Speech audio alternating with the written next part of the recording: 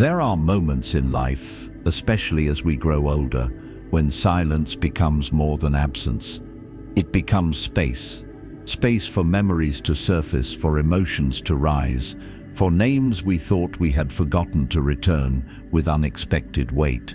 Maybe it's during a quiet afternoon, as sunlight warms the armrest of your favorite chair, or in the early morning when the world is still and the mind begins to wander. You find yourself remembering people who, if you're honest, left more hurt than comfort. Perhaps it was someone you trusted who broke that trust, someone you loved who did not return it, or someone close who failed to see you at all. And though the years have passed and life has moved on, their presence lingers, not in your days, but in your heart. We often try to move past pain by silencing it. Society teaches us to forgive and forget, to not dwell, to be the bigger person. But what if forgetting isn't healing? What if silence is not the solution?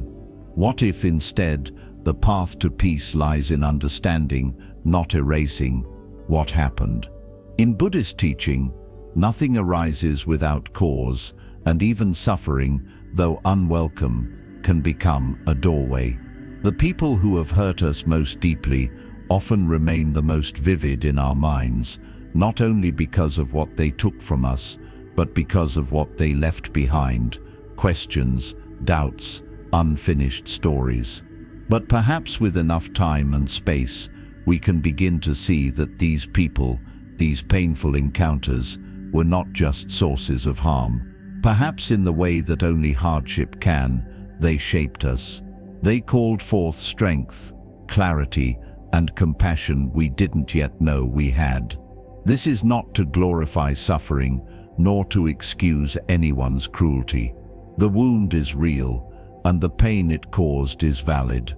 But within the Buddhist path lies a gentle invitation to look again, more deeply, more patiently, and with eyes softened by time. What if the sorrow you endured carried with it a kind of wisdom that could only be revealed in the stillness of age? What if those who hurt you were not placed in your life to destroy you, but to awaken something within you that could never have grown without being broken open?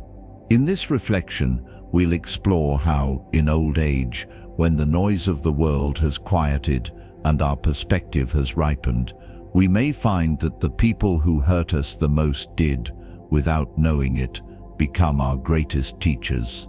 Not because they were wise or kind or right, but because we in our pain found the courage to transform. Lesson 1. The pain you carry is not the enemy. We often walk through life thinking time alone will heal all wounds.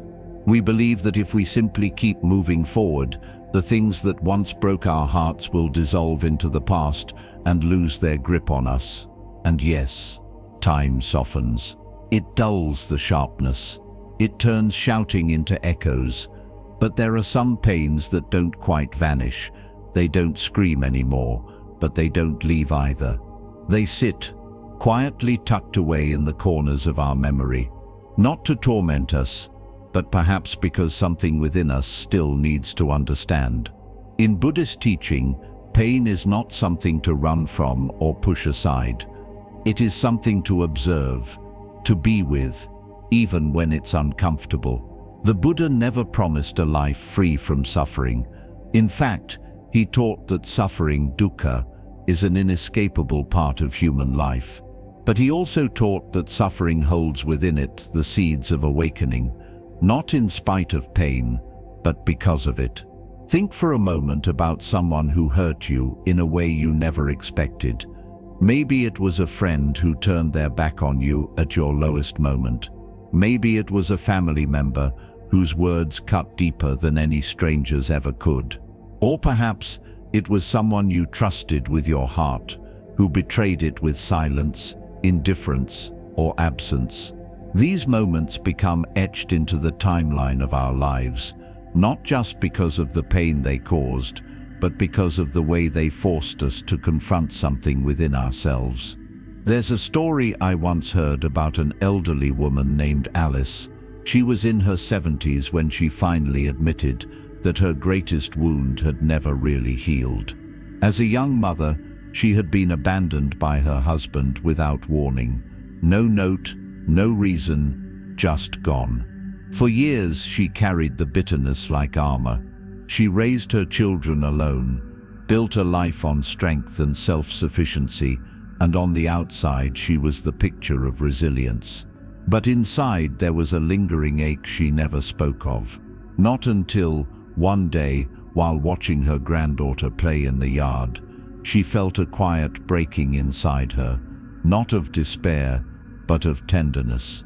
She realized she was no longer angry at the man who left her. In fact, she wasn't sure she ever truly had been. What she had been grieving all those years was not just the betrayal, but the belief that it had made her unworthy of love. That belief, she saw, was the real wound. In that moment, Alice saw something she had never seen clearly before. The pain had not ruined her. It had refined her. It had made her fiercely protective, deeply empathetic, and endlessly wise. She didn't have to forgive him in words. She didn't even need to say his name. What she had to do was honor what that wound had taught her, and then at last set it down. This is the essence of what Buddhist teaching offers us: a new relationship with our pain. We stop seeing it as an intruder and begin to understand it as a messenger.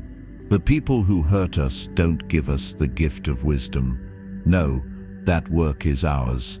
But the pain they caused becomes the fertile ground where something new can grow, if we are willing to plant the seed. As Thich Nhat Hanh so beautifully said, "No mud, no lotus." The mud is thick, dark, and often difficult to wade through. But the lotus, the beautiful flower of clarity, compassion, and insight, it only grows in that very mud. And the truth is, many of us, as we enter the later chapters of life, find that the most painful experiences are also the ones that shaped us into who we are. Not by accident, but by invitation. Not through forgetting, but through understanding. So if there's a hurt you've been carrying, a name, a face, a moment, perhaps it's time not to silence it, but to sit beside it. Ask it what it's trying to show you. Because the pain you carry is not the enemy. It is a teacher in disguise. And you, dear friend, are wise enough now to listen. Lesson 2. Everyone is fighting an inner battle. Even those who hurt you. It's easy, almost instinctive, to draw a clean line between ourselves and those who have hurt us. We see them as the ones who should have known better, the ones who caused harm, the ones responsible for the cracks we carry. And in many ways, they are a cruel word, a broken promise, a door slammed shut in our time of need. These are not small things. They leave impressions on our lives like stones dropped into a still pond, sending ripples outward for years. But as we grow older and gain the benefit of distance, time, and reflection, we may begin to see that life is never quite so black and white. We may begin to see that those who hurt us were not always acting from malice, but from pain. One of the most humbling, and at times heartbreaking, truths in Buddhism is that every human being is subject to suffering, even those who appear cruel or cold, even those who seem to hold power over others. Underneath their behavior, there is always a story, often one of fear, confusion, unmet needs, or inherited trauma. The person who shouted at you may have spent their childhood being silenced. The parent who never showed affection may have never received any themselves. The friend who abandoned you may have been drowning in their own pain, unable to reach out or even explain their absence. This doesn't mean we should excuse harmful behavior or pretend it didn't matter. Buddhism never asks us to deny our truth, but it does ask us to soften the lens through which we see others, not to erase accountability, but to cultivate compassion. The Buddha taught that our actions arise not in isolation, but from countless causes and conditions. Just as a storm doesn't appear from nowhere, people's behaviors are shaped by the lives they've lived, the wounds they've carried, and the stories they've been told about what love, worth, and safety mean. I once knew a man named Peter, a gentle soul in his 80s, who shared with me a story about his father. For most of Peter's life, his father had been cold, distant, and unpredictable. As a child, Peter had learned early on that affection came in short supply and that mistakes, even small ones, were often met with harshness. For decades, he carried a deep resentment, anger not just at the man his father was, but at the father he never got to have. It wasn't until Peter himself became a father, and then a grandfather, that something began to shift. One afternoon, while sorting through old family letters and photos, he came across a war medal and a small, crumpled note in his father's handwriting. The note described a moment during combat when Peter's father had watched several of his closest friends die within minutes. It was a moment that, he wrote, closed something inside me I've never been able to open again. Peter read that line again and again, and slowly something opened in him instead. He still didn't condone his father's actions, but he no longer saw them as intentional cruelty. He saw them as a kind of survival, a wounded man trying to live with a heart he didn't know how to repair. In that moment, Peter said, the tightness in his own chest eased. He didn't need to rewrite the past. He simply saw it with new eyes. That's what compassion does. It doesn't demand that we forget. It asks that we look more deeply. It invites us to remember that we all carry invisible stories, that those who seem the most unloving are often the ones who never learned how to love, and that behind harsh words and closed doors, there may be a human being who has never known peace. Buddhist practice invites us into this awareness through mindfulness and loving kindness meditation. When we reflect on someone who has hurt us, instead of fueling resentment, we are encouraged to ask, what suffering might they have carried? What loneliness, fear, or misunderstanding might have shaped their actions? Again, this doesn't mean inviting toxic people back into your life or denying your own boundaries. It simply means releasing the illusion that everything they did was personal, when so much of it may have been the echo of their own pain. In old age, we gain the gift of perspective. We've seen enough of life to know that no one escapes struggle, and perhaps that understanding allows us to stop clinging so tightly to the roles we've assigned to others, villain, betrayer, abandoner, and instead see them, if only for a moment, as fellow travelers, fumbling toward peace in the only way they know how. So yes, the hurt they caused was real, but they too are human, flawed, scared, shaped by stories they didn't choose. When we see that clearly, we are not just freeing them from judgment, we are freeing ourselves from bitterness. And in that softening, something beautiful happens. We find space in our hearts not just for forgiveness, but for wisdom, a wisdom born not of forgetting, but of understanding. Lesson 3: Forgiveness is a gift you give yourself. Forgiveness, it's one of those words that sounds noble, even beautiful, until you try to practice it. And then suddenly it becomes heavy, complicated, maybe even impossible. Because how can we possibly forgive someone who never said sorry? Someone who hurt us deeply and walked away as if nothing happened. Or worse, someone who continued on with their life while ours cracked open in silence. We often think of forgiveness as a favor we offer to others, that by forgiving, we're somehow letting them off the hook, wiping the slate clean, pretending it never happened. And that's why we resist it. Because we know what happened. We remember, we were there, and the pain was real. But what if forgiveness isn't about them at all? In Buddhist teaching, Forgiveness is not a transaction between people, it's a liberation within the self. It's not about excusing harmful behavior or reconciling with someone who isn't safe. Instead, it's about choosing to no longer carry the burden of hatred, resentment, or bitterness. Because when we hold on to that anger, even if it feels justified, we end up poisoning our own hearts. It's like clenching a burning coal with the intention of throwing it at someone, but all the while, it's our hand that burns. There's a story that comes to mind about an old monk who lived peacefully in a quiet temple at the edge of the forest. One day, a younger monk, bitter and angry from past wrongs, asked him, "Master, how do you forgive someone who never admits their fault?" The old monk paused, then walked over to a dusty corner of the temple and picked up a large, heavy stone. He placed it in the young monk's arms. "Now," he said, "carry this with you wherever you go." The young monk struggled under the weight but obeyed. Days passed, the stone grew heavier, more unbearable, until he finally returned and said, "Master, I can't carry this any longer." The old monk smiled gently and replied, "Then why did you ever agree to in the first place?" That's what resentment does to us. It becomes a stone we agree to carry long after the moment has passed. And often, the person who hurt us has no idea we're still holding it. But we do.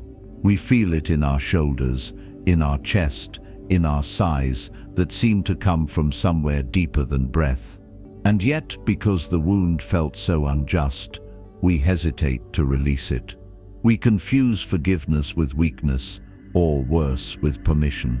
But true forgiveness, as taught in Buddhist practice, is neither of those things. It's an act of profound inner strength. It says, "I will not let what you did continue to define me. I will not keep reliving that pain in my thoughts, my body, or my choices.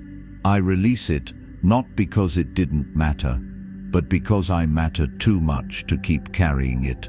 There's a kind of quiet heroism in forgiving someone who will never say sorry. And it doesn't have to be loud. Sometimes, forgiveness doesn't look like a grand declaration. Sometimes, it looks like breathing easier when their name comes up. It looks like not needing to explain the whole story again. It looks like choosing peace over the need to be right. For many older adults, forgiveness can feel more urgent than ever. Time feels more precious. The days feel shorter, and the question arises, do I really want to carry this one more year? Do I want my heart to remain hardened? Or am I ready, truly ready to set it down? You don't need to announce it. You don't need to tell them. You don't even need to see them again. Forgiveness can be quiet.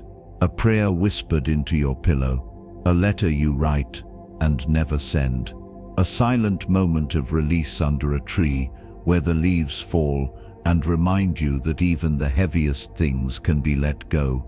And if you're not ready yet, that's okay too. Forgiveness is not a demand. It's an invitation, an opening, and sometimes it begins not with the other person at all, but with yourself. Can you forgive yourself for holding on this long? For doing what you had to do to survive? For not knowing how to let go before now? There is no fixed timeline for healing, but what Buddhism reminds us is that peace is always available, not through perfection or justice, but through presence and choice. And perhaps today, just today, that choice begins with loosening your grip on the story and opening your heart to something softer, more spacious, and more free. Because when you forgive, you do not change the past, but you do change your relationship to it. And in doing so, you reclaim your life. Lesson 4. Wisdom comes not from comfort, but from challenge. It's a beautiful illusion. The idea that a smooth, comfortable life leads to wisdom, that if everything goes according to plan, if no one ever hurts us, If the road is well paved and the skies always clear, we will somehow arrive at old age filled with insight and grace. But the truth that life teaches again and again, is that comfort may bring convenience, but it rarely brings depth. It's not the easy moments that shape us, it's the ones that cracked us open, the ones we thought might break us entirely, and yet somehow didn't. In Buddhist tradition, the lotus flower is often used to symbolize spiritual awakening, but what we sometimes forget is that the lotus only grows in muddy, murky water. It cannot bloom in clean, clear ponds. The mess is part of the miracle, and so too with us. Our understanding, our compassion, our strength, they are born not despite our pain, but because of it. Think back over your own life, not just to the joys but to the struggles, the griefs, the unexpected endings, the betrayals that knocked the air from your lungs. Were they pleasant? No. Were they welcome? Certainly not. But did they change you? Undoubtedly.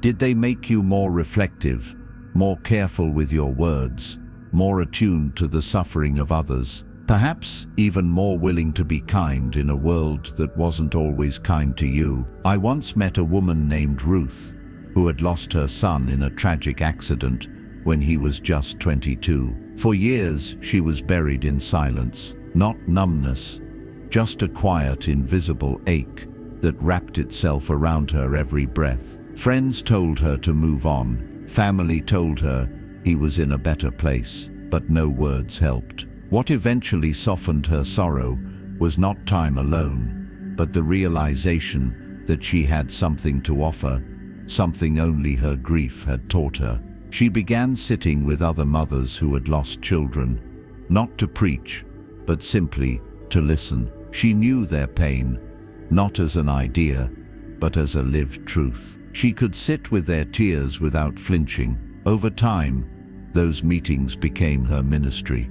Her wound did not disappear, but it transformed. It became a vessel through which compassion could pour out, not in spite of her suffering, but because of it. In Buddhism, this is what we mean by transformation. Not that we erase what happened or pretend it made us stronger, but that we use our pain as fuel for awakening. The people who hurt us, the circumstances that challenged us, they become part of our spiritual compost. They break down what is unnecessary and allow what is true to grow. And here's the quiet secret that few speak aloud.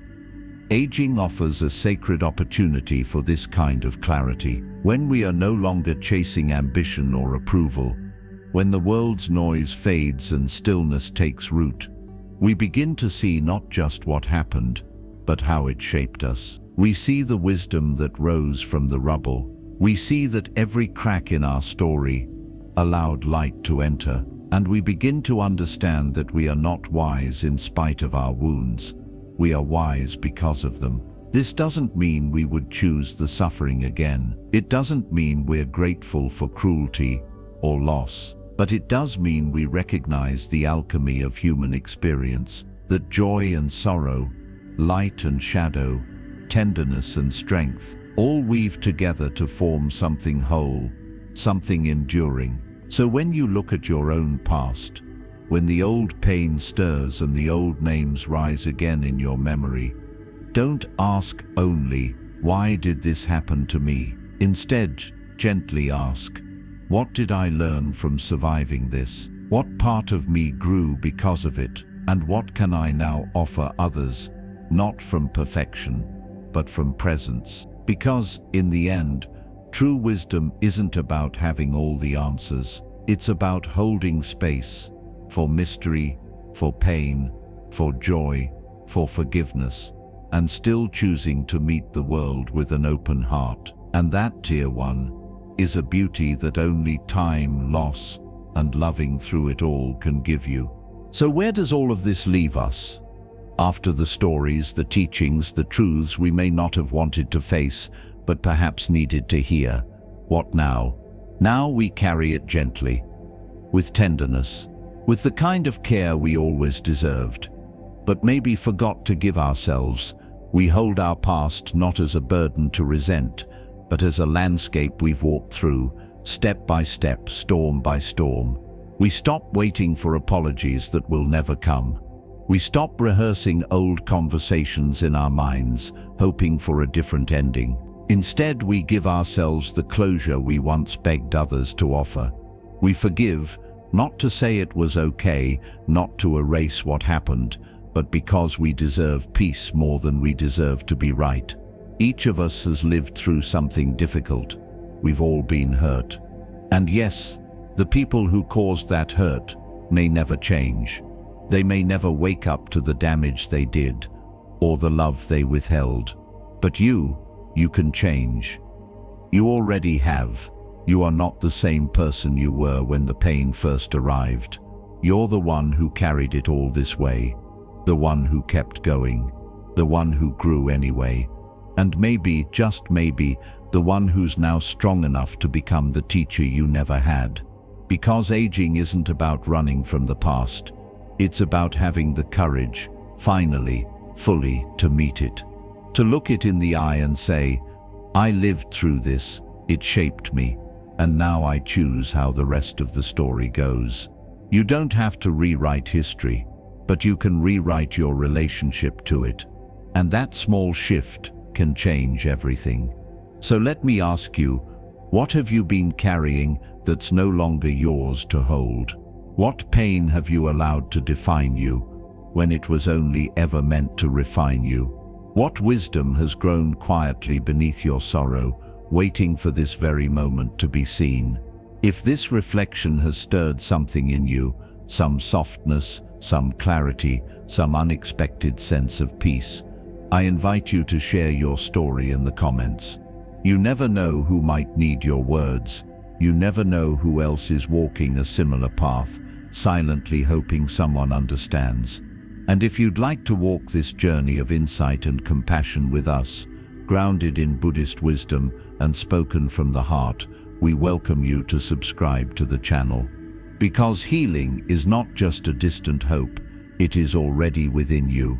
And in this chapter of your life, it may be the most powerful, most beautiful gift you have to offer to yourself and to the world.